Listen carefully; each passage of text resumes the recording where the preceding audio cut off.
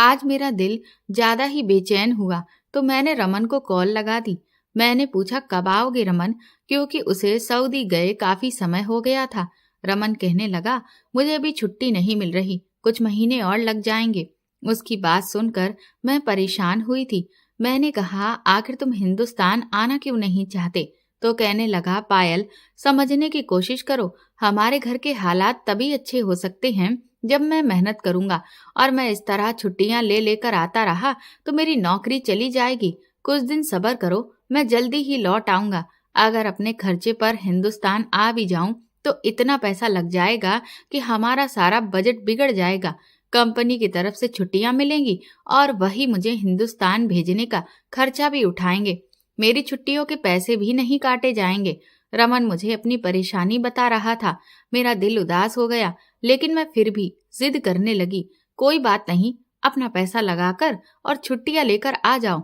रमन कहने लगा इतना पैसा हिंदुस्तान आने में लगा दूंगा तो घर कैसे चलेगा? कुछ महीने इंतजार कर लो। उसकी बात सुनकर मैं चुप हो गई।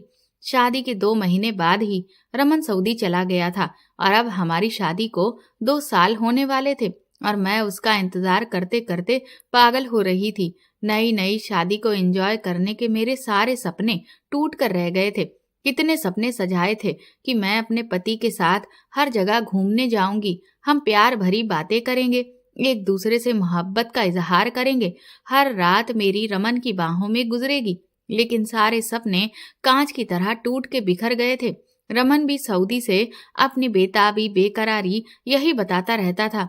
हर बार यही बात करता कि अब मैं नहीं रह सकता, बस जल्दी ही हिंदुस्तान आ जाऊंगा। तो मुझे भी उम्मीद होने लगती कि जल्दी ही वो वापस हिंदुस्तान लौट आएगा। मगर इंतजार करते करते 2 साल का समय गुजर गया था और वो अभी तक वापस नहीं आया था। वो हर बार कोई नया बहाना बनाकर मुझे टाल देता था। मेरा दिल बहलाने की कोशिश करता था कि पायल, बात समझने की कोशिश करो, मेरे लिए भी ये आसान नहीं है तुमसे और घर वालों से इतना दूर रहना। मगर परदेश में रहने वालों के लिए कमाई करना आसान काम नहीं होता। मालिकों की बात माननी पड़ती है। अगर उनकी बात ना मानी जाए तो वो नौकरी से निकालने में देरी नहीं लगाते। तुम्हें तो पता है आजकल कितनी बेरोजगारी फैली हुई है। उन्हें वर्कर्स की कोई कमी नहीं है। मुझे निकाल देंगे तो उन्हें कोई दूसरा वर्कर मिल जाएगा, लेकिन मेरी तो नौकरी चली जाएगी। तुम खुद ही सोचो, फिर हमारा घर कैसे चलेगा? जब छुट्टी ना मिले तो कैसे आऊं? मैं तो शादी के बाद से रमन से अलग ही रह रही थी, जैसे तैसे अपने दिल को समझाकर समय काट रही थी। जैसे जैसे समय गुजर रहा था, मेरे लिए अपने पति के बगैर रहना और भी ज्यादा मुश्किल होता जा रहा था। हालांकि मेरी और रमन की अरेंज मैरिज हुई थी, लेकिन फिर भी मेरे सारे जज्बात मेरे पति रमन के लिए ही थे। और 2 महीने में जो प्यार रमन ने मुझे दिया था, मैं तो उसकी मोहब्बत की दीवानी हो चुकी थी। उसके बिना एक पल भी रहने का मैं सोच भी नहीं सकती थी। लेकिन रमन 2 महीने बाद ही ये कहकर चला गया कि मैं जल्दी ही लौट आऊंगा और हम अपना एक अलग आशियाना बनाएंगे। ससुराल वालों की सेवा कर करके अब मेरा दिल भर चुका था। अगर दिल अंदर से खुश हो तो ससुराल की सेवा करने में भी मजा आता है, लेकिन ना पति मेरे साथ था और ना ही उसकी मोहब्बत। मैं बेकार में उनकी सेवा कर करके नौकरानी बनी बैठी थी। कभी कभी अपनी माँ के घर जाकर अपने माँ बाप से भी लड़ जाती कि ये कैसी शादी है जिसमें पति साथ ही नहीं रहना चाहता। उसे बस कमाने की चिंता है, पत्नी की परवाह नहीं कि वो कैसे रह रही है। अब तो ऐसा लगता है कि मैं अब तक कुंवारी हूँ। मेरा पति भी दूर बैठा मेरे लिए उदास होता था, लेकिन उसके उदास होने से और मेरे परवाह करने से क्या फायदा जब वो मेरे करीब ही नहीं रहता था। वो मुझसे कहता कि मुझे अपनी तस्वीरें भेज दिया करो, उन्हें देखकर अपनी थकान उतार लेता हूँ। कभी वीडियो कॉल करता तो मैं रमन को देखकर रोने लगती थी। वो मुझे तसल्ली देने लगता, कहता कि कोशिश करता हूँ अगले हफ्ते तक छुट्टी मिल जाए तो मैं घर आ जाऊंगा, तुम ज्यादा परेशान मत हो। रमन मुझे एक नई उम्मीद दिलाकर अगले हफ्ते तक फिर से मेरा दिल तोड़ देता था, ये कहकर कि छुट्टी नहीं मिल रही। रमन के जाने के बाद मैंने खुद को सजाना संवारना छोड़ दिया था, लेकिन रमन को मेरी उदासी की परवाह थी। जब भी वीडियो कॉल करता तो मेरे खराब हुलियों को देखकर उसका दिल भी उदास होता। कहता पायल, ये क्या हालत बना रखी है तुमने, ऐसा लगता है बरसों की बीमार हो। खुद को सजाया बनाया करो, अपनी नई नई तस्वीर खींचकर मेरे पास भेजा करो। उसकी फरमाइश पर मैं अब खुद को थोड़ा बहुत सजाने संवारने लगी थी, तैयार होने लगी और अच्छी अच्छी तस्वीरें खींचकर उसके पास भेजने लगी थी। वो मेरी तस्वीर देखकर मेरा दीवाना हो जाता था, तारीफ करने लगता तो मैं शर्मा जाती। मैं तो वैसे भी अपनी तारीफ की बड़ी ही शौकीन थी, खूबसूरत भी बहुत थी और बचपन से ही मुझे अपनी तारीफ सुनने का शौक रहा था। जब रमन मेरी तारीफ करता तो मैं अपने सारे दुखों को भूल जाती। उसकी दिलकश बातों पर मेरा दिल बहकने लगता था। मगर मेरी सास को मेरी ये मुस्कुराहट भी रास नहीं आई थी। एक दिन मुझे बुलाकर बोली, तुम्हारा पति तो घर पर नहीं रहता, तुम किसके लिए इतना तैयार होने लगी हो? मैं एकदम से बौखला गई। मैंने कहा, मम्मी जी, वो रमन वीडियो कॉल पर बात करते हैं तो मुझे उजड़े हुए हुलिये में देखकर शिकायत करते हैं, इसलिए उनके कहने पर खुद को थोड़ा सजा सवार कर रखती हूँ। मेरी सास बड़ी पुराने ख्याल की थी और रमन का मुझ पर यूं प्यार जताना मेरी सास को एक आंख नहीं भाता था। माथे पर बल डालकर कहने लगी, तो रमन दिन में एक बार वीडियो कॉल करता है, लेकिन तुम तो पूरा दिन लिपी पुती फिरती रहती हो। क्या जरूरत है इस तरह श्रृंगार करके घर में घूमने की? घर में जवान देवर है, जेठ है, इस तरह सजी सवरी घूमोगी तो उनका ध्यान तुम्हारी तरफ खिंचेगा, थोड़ा ख्याल किया करो। मैं चुप हो गई। मेरा एक देवर और एक जेठ था। रमन अपने भाइयों में दूसरे नंबर पर था, मगर घर में मैं पहली बहू थी। मेरे जेठ ने अभी तक शादी नहीं की थी। सास ने बताया कि वो औरतों से बहुत नफरत करता है। उसकी मंगनी हुई थी, मगर उसने शादी से कुछ समय पहले ही अपनी मंगेतर से मंगनी तोड़ दी थी। मुझे ये बात अजीब लगी थी, मगर मैंने ज्यादा ध्यान नहीं दिया था। मेरी अपनी समस्याएं क्या कम थीं जो मैं जेठ के मामलों में टांग घुसाती। पति पास नहीं था और सास की पाबंदियां दिन ब दिन बढ़ती ही जा रही थीं। जब से सास ने तैयार होने से रोका था, मेरा मूड अब और भी खराब रहने लगा था। अब रमन की कॉल आती तो मैं रो पड़ती कि अब तो तुम्हारी माँ ने मेरे तैयार होने और सजने संवरने पर भी पाबंदी लगा दी है। ये सुनकर रमन भी मुझे समझाने लगा। बोला, तो कोई बात नहीं, माँ ठीक कह रही है, तुम मेरी पत्नी हो, मेरी मौजूदगी में तैयार रहो तो ज्यादा अच्छी बात है। घर में मेरे जवान भाई हैं, अगर तुम्हें इस तरह सजा समरा देखेंगे तो अच्छा नहीं लगता। तुम ऐसा करो, मैं रात को वीडियो कॉल करता हूँ, रात को ही खुद को तैयार रखा करो और सुबह सादगी से घर में रहा करो। रमन की सोच पर भी मुझे दुख हुआ था। उसे भी मुझ पर विश्वास नहीं था। मैं हल्का फुल्का मेकअप भी करती तो मेरी सास मुझे टोकने लगी थी। मैं बहुत खूबसूरत लड़की थी, मेकअप करती तो और भी ज्यादा निखर जाती थी। और ये सच भी था। मेरे देवर और मेरे जेठ की नजर मेरी तरफ उठ ही जाती थी और मेरी सास को भी ये डर था कि कहीं पति की गैर मौजूदगी में मैं भाग न जाऊं, क्योंकि मैं भी जवान लड़की थी, नई नई शादी हुई थी। एक नेचुरल सी इच्छा होती है शादी के बाद लड़की का अपने पति के साथ रहना, और जब पति पत्नी की इच्छाओं को पूरा ना कर पाए तो पत्नी इधर उधर भाग सकती है। और शायद यही डर मेरी सास को बैठा हुआ था। मैं फैंसी साड़ी पहनती तो मेरी सास मुझे फौरन रोक देती, कहती, इस तरह की साड़ी पहनने की क्या जरूरत है, फुल ब्लाउज पहना करो, सर पर पल्लू डाला करो, और कोई जरूरत नहीं है इतना फुर्ती में काम करने की। घर में जवान लड़के रहते हैं और तुम्हें बिल्कुल भी परवाह नहीं है।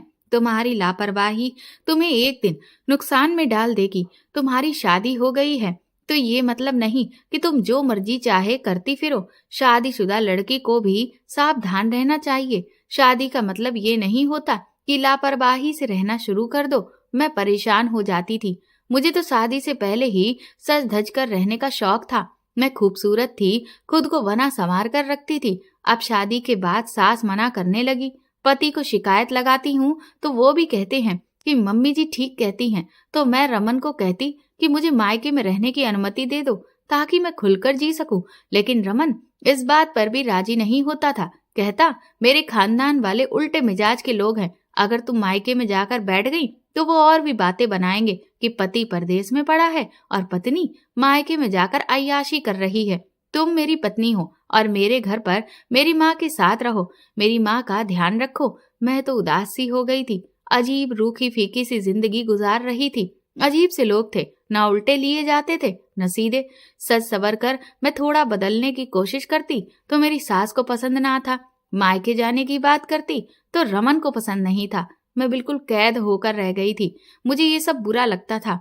पति से मोहब्बत थी क्योंकि वो था ही मोहब्बत करने लायक, बेहद खूबसूरत, हैंडसम नौजवान लड़का था, मगर उसके घर वालों से मुझे बहुत उलझन होती थी। सादा और फीके फीके रंग के कपड़े पहनकर मैं समय से पहले अपने आप को बूढ़ा समझने लगी थी। मुझे लगता है कि मेरी सास बेकार में ही मुझ पर पाबंदियां लगाती है, क्योंकि मेरा जेठ तो औरतों में दिलचस्पी नहीं रखता। अपनी मंगेतर को भी वो तलाक दे चुका था। मेरी सास ने बताया कि वो लड़की बहुत ही खूबसूरत थी। पता नहीं मेरे जेठ को लड़कियों से क्या दिक्कत थी कि मंगनी के 1 महीने बाद ही रिश्ता तोड़ लिया और दोबारा शादी नहीं की थी। मेरा देवर भी बहुत ही सादा मिजाज का लड़का था, बस अपने आप में रहने वाला। सुबह घर से निकलता तो रात को ही वापस आता और फिर ज्यादातर अपने कमरे में ही रहता था। ना कोई गैर जरूरत बात करता, ना कमरे से बाहर निकलता। वो बैठकर टाइम पास करता था। और वैसे भी उसकी भी मंगनी हो चुकी थी, मगर शादी इसलिए रुकी हुई थी क्योंकि मेरी सास उसकी शादी से पहले मेरे जेठ की शादी करना चाहती थी, क्योंकि मेरे जेठ सब भाइयों में बड़े थे और मेरी सास उसकी शादी करके इस फर्ज से भी आजाद होना चाहती थी। खानदान वाले भी उंगलियां उठाने लगे थे कि आखिर इसमें ऐसी क्या कमी है कि वो शादी नहीं कर रहा। अब तो लोग उल्टी सीधी बातें भी बनाने लगे थे कि जरूर लड़का शादी के लायक नहीं है, तभी वो शादी नहीं कर रहा। हालांकि मेरा जेठ अच्छा भला सेहतमंद था, अच्छी शकल सूरत का मालिक था। न जाने क्यों उसे औरतों से उलझन होती थी। अब तो मुझे भी यही लगने लगा था कि शायद मेरे जेठ के अंदर मर्दाना ताकत की कमी है और वो औरतों को खुश नहीं कर पाएगा, इसलिए वो शादी नहीं करता। और ये अच्छा ही था कि किसी दूसरी औरत की जिंदगी बर्बाद करने से अच्छा है कि शादी ही ना करें। पता नहीं क्यों मेरी सास इस बात को नहीं समझती थी और उसके पीछे पड़ी रहती है कि शादी कर लो, वो अच्छा कमाता था। पहले मेरे पति के साथ सऊदी में ही रहता था, मगर अब हिंदुस्तान आकर रहने लगा था। मैंने रमन को हर बार उसके बड़े भाई की मिसाल दी कि वो तो गैर शादीशुदा है, फिर भी घर पर रहता है। आपको भी चाहिए था कि शादी के बाद हिंदुस्तान में ही कोई नौकरी तलाश कर लेते।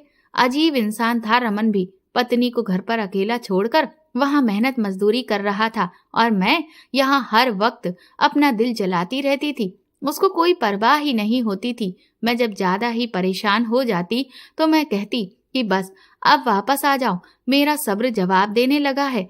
मेरे लड़ने पर वो मुझे फिर समझाने बैठ जाता कि थोड़ा सब्र और कर लो, बस थोड़े से पैसे जमा कर लूं ताकि मैं हिंदुस्तान आकर कोई छोटा मोटा सा काम शुरू कर सकूं और हमें फ्यूचर में कोई परेशानी ना हो। मुझे भी ये तन्हाई काट खाने को दौड़ती है। तुम्हारी याद आती है तो रातों को नींद नहीं आती, लेकिन मैं दिल को समझा लेता हूँ कि बस कुछ ही दिन की दूरी है, फिर हम कभी जुदा नहीं होंगे। मेरे ससुराल का सिस्टम भी बड़ा ही अलग था। मेरा देवर भी कमाता और अपना खर्चा खुद करता और बाकी बची हुई अपनी सेविंग कर लेते थे। मेरा जेठ कमाता, उससे घर के खर्चे चलते थे, लेकिन रमन जो भी पैसे कमाता और वो सब अपने माँ बाप को भेज देता, ये कहकर कि जब हिंदुस्तान आऊंगा तो कोई अपना काम शुरू करूंगा। लेकिन मुझे ये ठीक नहीं लगता था। रमन को चाहिए था कि वो अपना पैसा अपने पास सेव करता, क्योंकि घर में पैसे की कोई कमी नहीं थी। मेरा जेठ अच्छे भले पैसे कमा रहा था और घर के खर्चे भी हो रहे थे। फिर भला सारा पैसा अपने माँ बाप के हाथ में देने की क्या तुक थी। रमन को मैं कई बार दबे शब्दों में कह भी चुकी थी कि आप सारा पैसा मेरे अकाउंट में भेज दिया करें, और मेरी बात सुनते ही रमन भड़क उठा था। कहने लगा, तुम अभी से तेरा मेरा करने लगी हो, मैं अपने माँ बाप से अलग नहीं हूँ। उसकी इस बात पर मैं खामोश हो जाती। खैर, सास के मना करने पर मैंने सजना संवरना छोड़ दिया था, लेकिन मैं अपने जज्बातों का क्या करती। जब भी रात को सोने के लिए लेटती थी तो मुझे अपने पति रमन की बहुत याद आती। मेरे जज्बात बहकने लगते तो मैं तकिया अपने सीने से दबोच लेती। रमन की बाहों में समाने के लिए मैं बेचैन हो जाती। बेचैनी में आकर मैं बाथरूम में नहाने चली जाती और जब कपड़े हटाती तो अपने आप को देखकर मैं और भी ज्यादा बहकने लगती थी। अब मुझे अजीब सी आदत होने लगी थी। मैं जब भी नहाने जाती तो अपनी तस्वीर बना लेती थी और उन्हें देखकर पता नहीं क्यों मैं खुश होती रहती थी। अब तो यह आदत मेरी इतनी ज्यादा बढ़ चुकी थी कि मैं ज्यादातर समय अपना बाथरूम में ही गुजारने लगी थी और नहाने के बीच अलग अलग पोज में अपनी तस्वीर बनाती रहती। अब तो मेरा दिल मेरे बस से बाहर होता जा रहा था और फिर एक दिन जज्बातों में बहकर मैंने एक ऐसा कदम उठा लिया जो शरीफ औरतों को शोभा नहीं देता। मगर मैं अपनी खूबसूरत संगमरमर सी काया की तारीफें सुनना चाहती थी। मैं चाहती थी कि मर्द मेरी इस खूबसूरत से फिगर की तारीफ करें, और इसीलिए ये काम करते हुए मुझे उस समय बिल्कुल भी शर्मिंदगी नहीं हुई थी। लेकिन मुझे नहीं पता था कि ये कदम मेरी जिंदगी में क्या तूफान मचाकर रख देगा। मेरी सास हर वक्त मेरे ऊपर निगाह रखती थी। मैं ज्यादातर कमरे में बंद रहती या बाथरूम में ज्यादा समय गुजारती थी। तभी मेरी सास को कुछ खटकने लगा था। वो अक्सर मुझसे सवाल करने लगती और मुझे देखकर उनके चेहरे के हाव भाव अलग हो जाते। एक दिन मेरा मोबाइल खराब हो गया तो मैं एकदम से घबरा गई। मोबाइल के बिना तो मेरा गुजारा ही नहीं था। अपनी तस्वीर बनाने का जो मुझे नया नया शौक हुआ था, वो शौक मुझ पर कुछ ज्यादा ही हावी हो चुका था और उसके बिना मैं एक दिन भी रह नहीं सकती थी। मोबाइल ठीक करवाने के लिए दुकान पर देना पड़ता और मेरे मोबाइल में तो मेरी ऐसी ऐसी तस्वीरें थीं, अगर कोई देख लेता तो मैं बदनाम हो जाती। रमन का मेरी सास के नंबर पर फोन आया तो मैंने उसको मोबाइल खराब होने का बताया। रमन बोला, तुम चिंता मत करो, बड़े भैया वैसे भी घर के सब मोबाइल अपने दोस्त की दुकान पर जाकर खुद ही ठीक कर लेते हैं। तुम भी बड़े भैया को फोन दे दो, वो तुम्हारा फोन ठीक कर देंगे। मुझे भी थोड़ा सुकून हो गया था। चलो, मेरा जेठ इस टाइप का मर्द नहीं है कि वो मेरे मोबाइल में ताका झाकी करेगा। मैंने सुबह के समय अपने जेठ को फोन दिया था और वो शाम को ही ठीक करवा कर ले आया। मैं जेठ के कमरे से मोबाइल लेने गई तो सास ने जेठ के कमरे से निकलते देख लिया और वो एकदम से घबरा गई। मुझे बुलाकर सवाल करने लगी, तुम नवीन के कमरे में क्यों गई थी? मैंने उन्हें समझाया कि मम्मी जी, मेरा मोबाइल खराब हो गया था और वही मैंने जेठ को ठीक करवाने को दिया था, वही लेने गई थी। मगर पता नहीं मेरी सास को हर वक्त मुझ पर शक क्यों रहता था। मेरी सास मुझे समझाने लगी कि लड़कियां शादी के बाद पति के बगैर भी गुजारा कर लेती हैं। घर को चलाने के लिए पति परदेश में जाकर पैसे कमाते हैं तो वो लड़कियां अपने ससुराल में रहकर ही अपने पति का इंतजार करती हैं और खुद को अपने पति के लिए संभाल कर रखती हैं, अपनी इज्जत को महफूज रखती हैं। तुम भी अपना ख्याल रखा करो। मैं तुम्हारी माँ जैसी हूँ, इसलिए तुम्हें समझाने की कोशिश कर रही हूँ। औरत की इज्जत कांच की तरह होती है, अगर एक बार उसमें दरार आ जाए तो फिर वो दरार कभी भरती नहीं है। गैर मर्दों से हमेशा दूरी बनाकर रखनी चाहिए, क्योंकि गैर मर्द गैर ही होता है। तुम्हारा जेठ भी आखिर मर्द है और जवान है, उससे ज्यादा करीब मत रहा करो, दूरी बनाकर रखा करो। मुझे अपनी सास की ये नसीहत बहुत बुरी लगी थी, लेकिन मैं चुप रही। मगर मेरी सास की अगली बात मुझे घबराहट में डाल गई। वो बोली, तुम बहुत अजीब हरकतें करने लगी हो। कभी तुम सच सवर कर कमरे से बाहर आ जाती हो, कभी तुम्हें कमरे में बंद होने की जल्दी होने लगती है। नहाने जाती हो तो घंटों बाथरूम में बंद रहती हो। मैं मुंह खोले अपनी सास को देखने लगी। मेरी सास इतनी छोटी छोटी सी बातें भी महसूस कर रही थी। मैं हैरान हुई थी, आखिर मेरी सास को मुझसे प्रॉब्लम क्या थी? मेरी कोई भी बात मेरी सास से बर्दाश्त नहीं होती थी। लेकिन सच तो ये था कि मेरी सास ने दुनिया देखी थी। वो एक अनुभवी औरत थी। उन्हें मेरे अंदर बदलाव महसूस हो रहे थे, इसलिए वो मुझे समझाती थी। उन्हें पता था कि मैं एक जवान लड़की हूँ और कहीं मैं राह से भटक न जाऊं, क्योंकि मैं अपने पति के बगैर रह रही थी और शायद अब वो समझने लगी थी कि मुझसे पति के बगैर रहा नहीं जाता। लेकिन मैंने अपनी सास की बातों को नजरअंदाज करना शुरू कर दिया था। मगर एक दिन रमन ने मुझे बताया कि मम्मी अब हर वक्त जिद करने लगी हैं कि सारा काम धंधा छोड़ो और हिंदुस्तान आ जाओ। पता नहीं मम्मी को क्या हो गया है। पहले तो खुद ही कहती थी कि इतना पैसा जमा कर लो कि खुद का कारोबार शुरू कर लो, फिर हिंदुस्तान आकर सेटल हो जाना, सारा काम छोड़कर हिंदुस्तान आकर बैठ जाओ और यही कोई नौकरी तलाश कर लो। रमन की बात सुनकर मैं हक्का बक्का रह गई थी और रमन की अगली बात पर तो मेरा जी चाहा कि अपना सर पीट लूं। मेरी सास ने रमन को ये भी कहा था कि पायल धीरे धीरे दिमागी मरीज बनती जा रही है। पता नहीं कैसी उल्टी सीधी हरकतें करने लगी है। इससे पहले कि तुम कोई बड़ा नुकसान उठाओ, हिंदुस्तान जल्दी लौट आओ। रमन मुझसे सवाल करने लगा, तुम सारा सारा दिन क्या करती रहती हो कि मम्मी जी भी अब डरने लगी हैं?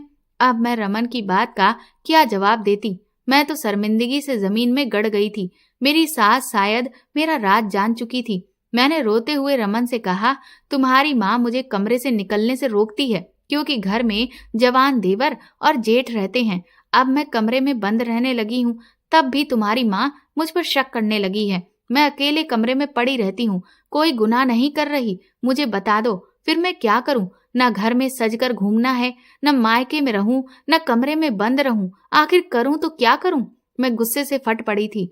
गुस्से की तेज मैं शादी से पहले ही थी। मेरी माँ भी मेरी इस बात से डर जाती थी कि गुस्से में मुझे कुछ भी दिखाई नहीं देता था, ना ही मैं सामने वाले का कोई लिहाज करती थी। जो मन में आता बदतमीजी कर जाती थी। और शादी के बाद पति की दूरी ने तो मुझे और भी चिड़चिड़ा बना दिया था। और फिर मेरे दिल में चोर था, इसलिए मैं डर भी गई थी और चीख चिल्लाकर अपने आप को सही साबित करने लगी थी। मेरे रोने पर, चीखने चिल्लाने पर रमन घबरा गया और सफाई देने लगा।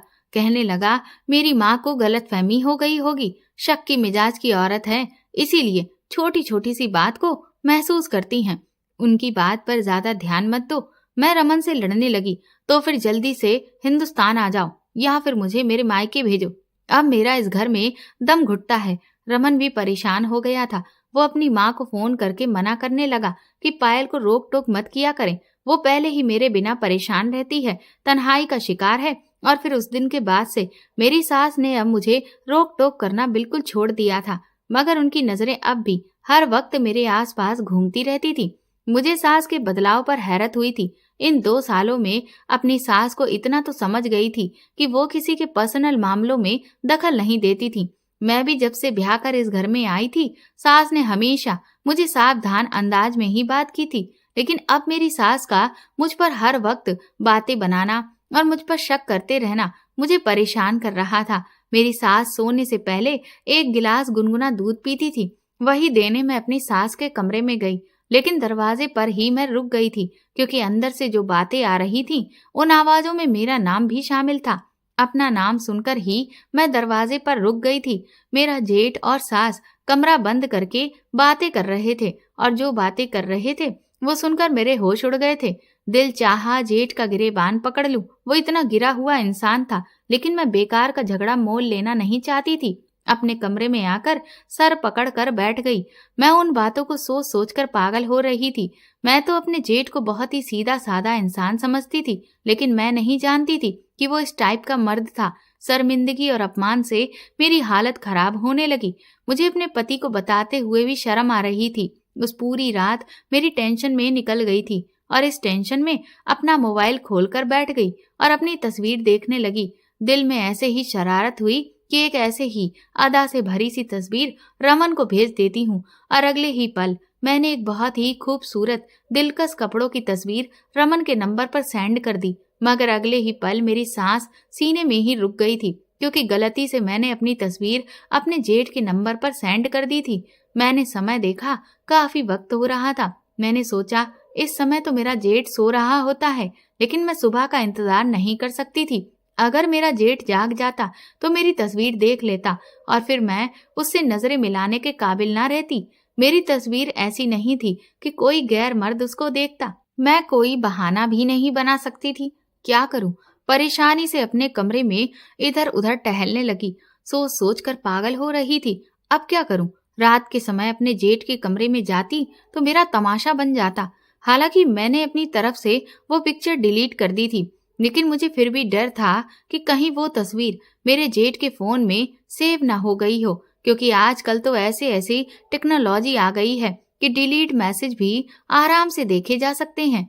मैंने सोचा, क्यों ना मैं अपने जेठ के कमरे में जाकर उसका मोबाइल उठाकर इस तस्वीर को डिलीट कर दूं। लेकिन मैं ऐसा करती तो मेरा जेठ मुझे गलत लड़की समझ लेता। फिर भी मैंने डरते डरते कमरे से बाहर झांका। घर में बिल्कुल सन्नाटा छाया हुआ था। सब अपने अपने कमरों में सुकून से सो रहे थे। मेरी तो नींद उड़ चुकी थी। जब तक मैं अपने जेठ के मोबाइल से अपनी तस्वीर डिलीट कर नहीं लेती, मुझे चैन नहीं आता। मैंने अपने कमरे से कदम बाहर निकाला और दबे पांव अपने जेठ के कमरे की तरफ बढ़ गई। मेरा दिल बुरी तरह धड़क रहा था। मुझे डर लग रहा था कि अगर मेरे सास या ससुर ने देख लिया तो मुझ पर शक करते देर नहीं लगेगी। धीरे से दबे पांव जेठ के कमरे में पहुंची तो वहां भी अंधेरा छाया हुआ था। मेरा जेठ अपने बिस्तर पर सुकून से सो रहा था। मैं बड़े ही सावधान अंदाज से चलते हुए साइड वाली मेज के करीब पहुंची। खुशकिस्मती से मोबाइल वहीं पड़ा था।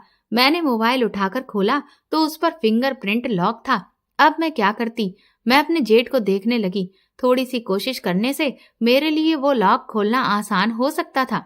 मैं नींद में पड़े अपने जेठ के करीब आई और उसका अंगूठा मोबाइल की स्क्रीन से लगाया तो फौरन ही मोबाइल का लॉक खुल गया था। मैंने जल्दी से हाथ चलाते हुए अपनी तस्वीर डिलीट करने के लिए तस्वीर का फोल्डर खोला, मगर वो खोलते ही मेरे सर पर पूरे घर की छत गिरी थी, क्योंकि मेरे जेठ के मोबाइल पर मेरी वही एक तस्वीर नहीं बल्कि ना जाने कितनी तस्वीरें और वीडियो थी, जिन्हें देखकर मैं हैरान रह गई थी। ये वही सारी वीडियो और तस्वीरें थी जो मैं अकेले में बनाया करती थी, और उन तस्वीरों को अपने अलावा मैं किसी को दिखाने के बारे में सोच भी नहीं सकती थी, क्योंकि वो तस्वीर ऐसी नहीं थी कि मेरे अलावा या रमन के अलावा उन्हें कोई तीसरा देखता। मैं फटी फटी आंखों से अपने जेठ का मोबाइल देख रही थी। मेरे हाथ बुरी तरह से कांपने लगे। तस्वीर देखकर मुझे एक पल नहीं लगा था ये पहचानने में कि मेरे जेठ ने वो तस्वीर कहाँ से हासिल की थी। अपना राज खुल जाने पर मेरे रोंगटे खड़े हो गए थे। मैं तो ये सोचकर जेठ के कमरे में आ गई थी कि जेठ को औरतों में दिलचस्पी ही नहीं है, मुझे भी कोई खतरा नहीं होगा। मगर यहाँ तो मेरे जेठ का मोबाइल मेरी गलत तस्वीरों से भरा पड़ा था। मेरे जेठ की जो हकीकत मुझ पर खुल रही थी, उससे मुझे बहुत बड़ा झटका लगा था। उस दिन मेरा जेठ मेरी सास के कमरे में बैठकर मेरी सास के कान भर रहा था कि आपकी बहू कमरे में बंद होकर गलत काम करती है, उसके चाल चलन ठीक नहीं है, न जाने ये लड़की किन चक्करों में पड़ी है। माँ, आपने गलत लड़की को चुन लिया है। आपको लड़की की खूबसूरती के साथ साथ उसके चरित्र की भी अच्छे से जांच पड़ताल करनी थी। उस समय मैं अपने जेठ के ये शब्द सुनकर हैरान रह गई थी। मुझे गुस्सा भी बहुत आया था। मैं समझ नहीं पा रही थी मेरा जेठ मेरे बारे में ऐसी बातें क्यों कर रहा था, क्योंकि उस समय मुझे नहीं पता था कि मेरा जेठ मेरे बंद कमरे और बाथरूम की सारी हकीकत जान चुका था। लेकिन अब उसके मोबाइल में अपनी तस्वीरें देखकर मैं सब जान चुकी थी कि वो मेरे बारे में सब कुछ जानता है। मेरा दिल अब डर से कांपने लगा था। अभी मैं वो सारी तस्वीरें डिलीट करना ही चाह रही थी कि मेरा जेठ नींद से जाग गया। मुझे अपने कमरे में देखकर वो हैरान हुआ।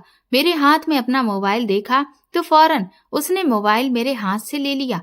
गुस्से से बोला, मेरे कमरे में इस वक्त क्या कर रही हो? मुझे जेठ पर बहुत गुस्सा आया। मैंने कहा कि मेरी तस्वीर क्यों बनाई? मैं इस घर की बहू हूँ, कैसे बेगैरत हो, अपनी भाभी की ऐसी तस्वीर मोबाइल में रखी हुई है। मेरा जेठ मजाक उड़ाने वाले अंदाज में हंसा था, फिर कहने लगा, मैंने कोई तस्वीर नहीं बनाई, तुम अपने कमरे में होती हो, कैसे मैं तुम्हारी तस्वीर बना सकता हूँ? ये तस्वीर तो तुमने खुद बनाई है, बल्कि तुमने ही मुझे दी है। मुझे अपने जेठ के सफेद झूठ पर गुस्सा आया था। मैं भला उसे अपनी ऐसी तस्वीर क्यों देती? मैंने कहा, देखो, अच्छा जैसा भी हुआ, जो भी हुआ, अब ऐसा करो, ये सारी तस्वीरें अपने मोबाइल से डिलीट कर दो, वरना मैं सबको बता दूंगी। लेकिन मेरे जेठ ने बड़े ही लापरवाह से अंदाज से टेबल पर रखे गिलास में पानी डाला और घूट घूट कर पीने लगा। मुझे उसके इस अंदाज पर गुस्सा आया था। मैंने कहा, तुम्हें सुनाई नहीं देता? अभी के अभी मेरे सामने सारी तस्वीरें डिलीट करो। लेकिन मेरे जेठ ने जो कहा, मैं हैरान रह गई थी। कहने लगा, मैं ये तस्वीरें डिलीट नहीं करूंगा। फिर उसने मुझे एक ऐसी बात बताई कि मैं नजर चुरा गई थी। बोला, तुम जानती हो कि ये तस्वीर मैंने कहाँ से ली है? और मैं तुम्हारे पति को ये सब कुछ बता दूंगा। उसे बताऊंगा कि तुम गलत औरत हो, तुम हमारे घर में रहने के लायक नहीं हो। वो मुझे धमकाने लगा और आराम से अपने बेड पर तकिए से टेक लगाकर बैठ चुका था। ये तस्वीरें सारी मेरे मोबाइल में सेव रहेंगी। मैंने उसको धमकाने के लिए कहा कि मुझे कोई परवाह नहीं है, मेरा पति सब सच जानता है कि ये तस्वीर मैंने अपने मोबाइल में बनाई थी और किसी भी गैर मर्द से मेरे संबंध नहीं है। मेरे इस बहाने पर मेरा जेठ मेरी तरफ देखकर हंसा था। लेकिन ये तस्वीर मेरे पास कैसे पहुंची? अब तुम झूठ नहीं बोल सकती। उसने अपना मोबाइल दिखाया। मेरा मोबाइल ठीक करते हुए मेरे जेठ ने वो तस्वीरें हासिल की थी। ये देखकर मेरा पति भी यकीन ना करता। मेरी सास तो पहले ही मुझे गलत समझती थी। मैं रोने लगी, अपने जेठ से विनती करने लगी कि मेरी तस्वीर डिलीट कर दो, बदले में जो मांगोगे मैं तुम्हें दूंगी। वो बोला, मुझे कुछ नहीं चाहिए, मेरे कमरे से अभी के अभी निकलो। मेरे जेठ ने मुझे धक्के देकर कमरे से निकाल दिया। मैं रोने लगी थी। मैं तो सोच चुकी थी कि ये तस्वीर डिलीट करने के लिए मेरा जेठ जो कहेगा मैं सब कुछ कर दूंगी। अगर वो मेरे साथ रात बिताने की बात भी करता तो मैं ये भी कर जाती। उस समय मेरे सोचने समझने की सारी ताकत खत्म हो चुकी थी। मुझे दिखाई दे रहा था तो बस अपनी वो तस्वीरें जो मैं किसी भी कीमत पर नहीं चाहती थी कि ये राज मेरे पति के सामने आए। अगर वो राज रमन के सामने आ जाता था तो वो मुझे तलाक दे देता, और इसीलिए मैं अपने जेठ की हर बात मानने को तैयार थी, जायज नाजायज हर तरीके से। मगर मेरे जेठ ने तो मुझे धक्के देकर कमरे से निकाल दिया था। उसे वाकई औरतों में दिलचस्पी नहीं थी। अगर ऐसा होता तो वो ये खूबसूरत मौका हाथ से जाने नहीं देता। मैं कमरे में आकर रोती रही। अब मेरा जेठ सावधान हो चुका था। मुझे तस्वीरें दोबारा डिलीट करने का मौका नहीं मिला। हालांकि मैंने कई बार कोशिश की कि उसका मोबाइल लेकर मैं तस्वीरें डिलीट कर दूं, लेकिन मेरा जेठ ये मौका मुझे देता ही नहीं था। मैं हर वक्त अपने जेठ के आगे पीछे घूमने लगी, उसकी विनती करती कि मेरी तस्वीरें डिलीट कर दो, मगर हर बार वो मुझे मना कर देता और गुस्से से मुझे अपने कमरे से निकाल देता। रमन की कॉल आती तो मैं दिमागी रूप से गायब रहती। वो मुझे बार बार पूछता कि आखिर तुम्हें हुआ क्या है। मैं उसे क्या जवाब देती। एक दिन मैंने सोचा मुझे रमन को सच बता देना चाहिए। ऐसे मैं कब तक डरकर जीती रहूंगी। एक ना एक दिन तो सच्चाई रमन के सामने आनी ही थी। मेरा जेठ रमन को सब कुछ बता देता। इससे पहले मुझे अपने तरीके से ये सच्चाई उसको बता देनी चाहिए। मैंने डरते हुए रमन को बताया कि मैंने अपने मोबाइल में कुछ तस्वीरें बनाई थी। मेरी इस बात पर वो हंसा था। कहने लगा, तो क्या हुआ, तुम्हारा मोबाइल है और मोबाइल से फोटो खींचना कोई गलत बात नहीं है। मैंने डरते हुए कहा, लेकिन रमन, वो तस्वीर कुछ अलग है। मेरा मतलब है, मुझे ऐसी तस्वीरें नहीं खींचनी चाहिए थी। वो तस्वीरें मैंने बाथरूम में नहाते हुए बनाई थी। रमन तो ये बात सुनकर भड़क उठा था। कहने लगा, अभी के अभी वो सारी तस्वीरें डिलीट करो। शरीफ औरतों के ये काम नहीं होते। मोबाइल तो कभी भी चोरी भी हो सकता है। तुमने इस तरीके की तस्वीर अपने फोन में क्यों लगा रखी है? गलती से किसी के हाथ में आ गया तो तुम्हारी सारी तस्वीरें वायरल हो जाएंगी। हम किसी को मुंह दिखाने के काबिल नहीं रहेंगे। रमन मुझे डांट रहा था, लेकिन अभी तो मैंने रमन को सिर्फ अधूरा सच ही बताया था, पूरा सच नहीं बताया था कि मैं ये तस्वीर अपने मोबाइल में बनाती। अगर मैं ये तस्वीरें बनाने का कारण रमन को बता देती तो शायद वो अभी के अभी मुझे तलाक देकर घर से निकाल देता। अब मैं खुद को कोसने लगी। काश मुझे ये गलत लत ना लगी होती तो आज मैं इस मुश्किल का शिकार ना होती। उधर अपने जेठ को मनाती रहती, एक बार मैं मेरी तस्वीरें डिलीट कर दे, आगे से मैं ऐसा काम नहीं करूंगी। मैं तौबा कर चुकी हूँ। मगर तब जेठ ने मुझसे ऐसी बात कही कि मैं मुंह खोले अपने जेठ को देखती रह गई। अपने जेठ का मकसद जानकर मेरी आत्मा कांप उठी थी। बार बार अपने जेठ के आगे पीछे घूमना, छुप छुप कर उसके कमरे में आना जाना मेरी सास की नजर में भी आ गया था।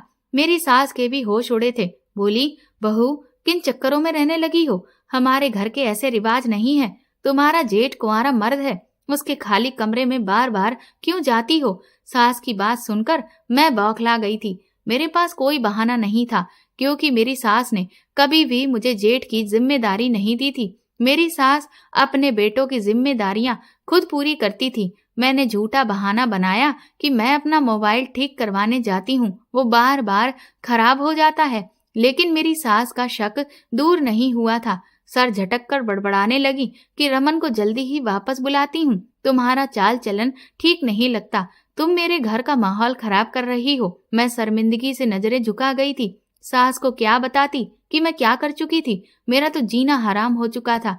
1 महीना गुजर गया था। अब मेरा जेठ मुझे कमरे में बुलाता और जी भर कर मुझे ब्लैकमेल करता था। हर बार मैं उसके कमरे में जाती और रोते हुए निकलती थी। पूरा महीना इसी परेशानी में गुजर गया था। मुझे जब मौका मिलता मैं अपने जेठ की विनती करती कि अब तुम मुझ पर दया करो। मुझ पर जुल्म करते करते पूरा 1 महीना हो चुका है।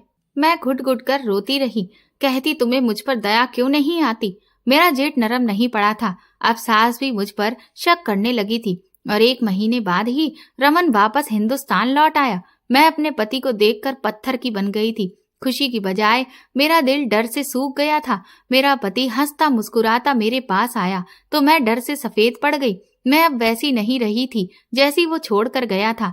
मेरा सच जानकर मेरा पति मुझे तलाक दे देता और यही सोचकर मेरा दिल टूटता रहता। मैंने मुश्किल से अपने आप पर काबू पाया और मुस्कुराहट सजाई थी। मेरा दिल रो रहा था।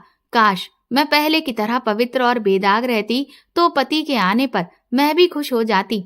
मेरा पति मेरे लिए ढेरों सामान लेकर आया था। वो बोला, मेरे लिए भी इतना समय तुमसे दूर रहना बहुत मुश्किल था। मगर मैं तुम्हारे और अपने फ्यूचर के लिए मेहनत कर रहा था ताकि हमें कभी तंगी ना हो। वो मेरा धन्यवाद कर रहा था कि मैंने उसका इंतजार किया। मैं रमन की बात पर शर्मिंदगी से रोने लगी। मैं थक चुकी थी, खुद पर गुनाह का बोझ लादे बैठी थी जो मुझे मेरी नजरों में गिरा गया था। मेरे रोने पर रमन परेशान हो गया, मुझसे पूछने लगा, क्या हुआ? अब तो आ गया हूँ, अब क्यों रो रही हो? मैंने झूठ बोल दिया। मैंने कहा, ये तो खुशी के आंसू हैं। पति के आने के बाद भी मैं अपने जेठ से अकेले में यही विनती करती थी कि मुझ पर दया करो, मुझे बर्बाद मत करो। मैं आम सी लड़की थी, गलती से पाप कर बैठी, मगर अब पछता रही हूँ। मेरा जेठ बोला कि मैं तुम्हारी सच्चाई रमन को जरूर बताऊंगा। ठीक है, अगर वो इतने बड़े दिल का मालिक हुआ और सब कुछ सच जानकर तुम्हें माफ कर देगा तो फिर मैं तुम्हारे रास्ते से हट जाऊंगा, कभी भी तुम्हारी राह में रुकावट नहीं बनूंगा। मैं एक गैर मर्द हूँ और मेरा जमीर इस बात की इजाजत नहीं देता कि मैं एक ऐसी औरत को अपने घर में स्वीकार करूं जो मेरे भाई के अलावा गैर मर्दों के सामने भी अपने आप को पेश करती रही हो। मगर हो सकता है मेरे भाई का दिल इतना बड़ा हो और वो तुम्हें माफ कर दे। अगर मैं उसकी जगह होता तो तुम्हें कभी भी माफ ना करता। जेठ के मुंह से ये सुनकर मैं लड़खड़ा गई थी। पहले दिन मैं जब जेठ के कमरे में गई थी, उसी रोज से वो मुझे अपमानित कर रहा था और हैरान भी कर रहा था। जब मैंने उसे वीडियो और तस्वीरें डिलीट करने के लिए बोला था, जेठ ने तभी कहा था कि अब मुझे रमन का इंतजार है, मैं उसे तुम्हारा ये कारनामा जरूर दिखाऊंगा। अगर मैं खुद मोबाइल ठीक ना करता तो मुझ पर कभी भी ये राज ना खुलता कि तुम छुप छुप कर मेरे भाई की इज्जत नीलाम करती हो। मैं अपनी इस गलती पर सर पकड़कर रोती थी। अपनी फोटो डिलीट करवाने के लिए मैंने अपने जेठ के सामने अपने आप को भी पेश कर दिया था और मेरे जेठ मेरे इस ऑफर पर हक्का बक्का रह गया था। बोला, तुम तो वाकई बहुत ही नीच लड़की हो। मैंने तो सोचा था कि तुम सिर्फ तस्वीरों तक ही सीमित रहती हो, लेकिन तुम तो अपना शरीर भी मुझे सौंपने पर राजी हो गई। अगर तुम मेरे साथ ये काम करने को तैयार हो तो तुम किसी दूसरे मर्द के साथ भी ये काम कर सकती हो। तुमने तो अपनी सारी हदें पार कर दी। तुम एक धोखेबाज और चरित्रहीन लड़की हो जो पति की गैर मौजूदगी में गैर मर्दों से सुकून हासिल करना चाहती हो। मैं इतने अपमान पर कट कर रह गई थी, मगर मेरे जेठ ने मुझे हाथ भी नहीं लगाया था, बल्कि मेरे ऑफर पर उसने गुस्से से कहा, मैं तुम जैसी औरत को छूना भी पसंद नहीं करता।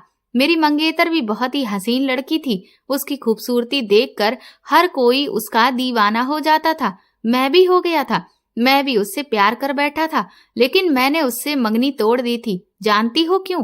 क्योंकि वो लूज कैरेक्टर लड़की थी। उसके दूसरे मर्दों के साथ भी संबंध थे। मुझे तब से ही औरतों से सख्त नफरत है। क्या हम भाइयों के नसीब में ऐसी ही औरतें रह गई थीं? मैं अपने भाई के घर में ऐसी चरित्रहीन औरत बिल्कुल भी बर्दाश्त नहीं करूंगा। मेरा भाई वहां पर विदेश में तुम्हारे ऐसो आराम के लिए मारा मारा फिर रहा है और तुम यहाँ उसकी इज्जत खराब कर रही हो। जेठ ने मेरे पास कोई रास्ता नहीं छोड़ा था। एक दिन जब घर के सारे लोग घर पर मौजूद नहीं थे, सिर्फ मेरा जेठ रमन और मैं थी, कि मेरे जेठ ने मेरी सारी असलियत रमन के सामने खोलकर रख दी कि तुम्हारी पत्नी ने सोशल मीडिया पर आईडी बनाई और उस पर भी ये तस्वीरें डाली। जब उसका फोन खराब हुआ तो उसने मेरे हाथ में फोन थमा दिया।